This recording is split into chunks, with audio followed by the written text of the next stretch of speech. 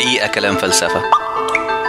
أهم الأفكار اللي أنتجها العقل البشري الإله God والدين religion. الأخلاق من الجايز إنها تكون مرتبطة بواحدة من الفكرتين دول، لكن مش بالضروري التانية. الدين عبارة عن منظومة من المعتقدات والممارسات بتحاول تنظم العلاقة بين الإنسان وقوة عليا ما، لكن الأديان نفسها مش قوة عليا. عشان كده لما نقول إن الدين ضروري للأخلاق وكأننا بنقول إن الأخلاق مرتبطة بنظام معين من المعتقدات والممارسات، وده بيختلف لو قلنا إن الله القوة العليا دي ضروري للأخلاق.